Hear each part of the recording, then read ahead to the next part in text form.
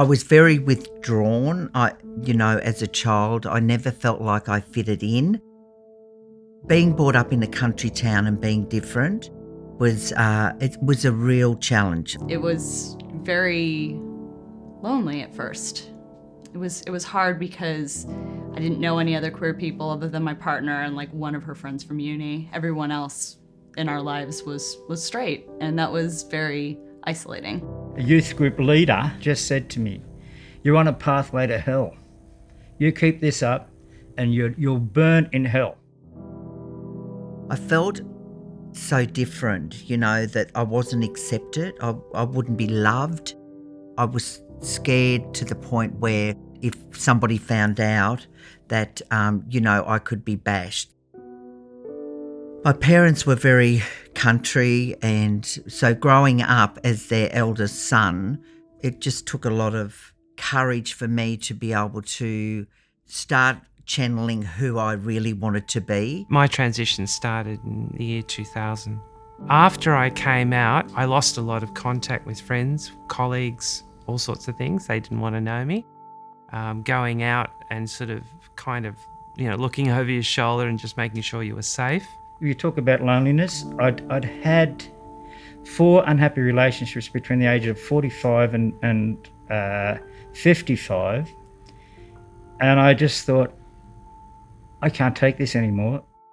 I think there's a lot of isolation within the queer community for bisexuals because, as soon as you mention a former male partner or, finding some guy attractive, there's a lot of people who will just, not be interested in even talking to you anymore. We feel like everything has to be so binary. You have to be on one side or the other. And if you're in like that whole, so you're sitting on the fence thing, I think that's very isolating because it feels like someone wants to push you off of it. How it started for me dressing up was actually doing shows. $2 Spumandi to do a couple of Shirley Bassey numbers on a bar was fantastic. So the things that got me through it was music, reading, writing, just holding on to the things that had always meant something to me. If there was one thing I'd just keep saying over and over again, please reach out and ask for help. I sought help, and that set me on the path to self-discovery, but more importantly, self-love, because I loathe myself. The internet was very helpful because you can go online and find people who are into any scene, really. We became friends at church, and then later on that friendship developed. He was a very active man. He had a wonderful smile and very engaging eyes. And then the relationship took off. We moved in together, and 4 years ago we married. Everything goes a bit technicolor when you're in love. I look at this wonderful woman and I say, I've found happiness that I never thought could be possible. Ditto.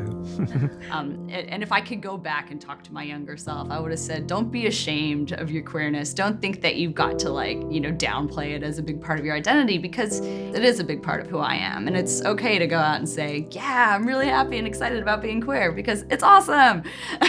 I have acceptance today about who I am.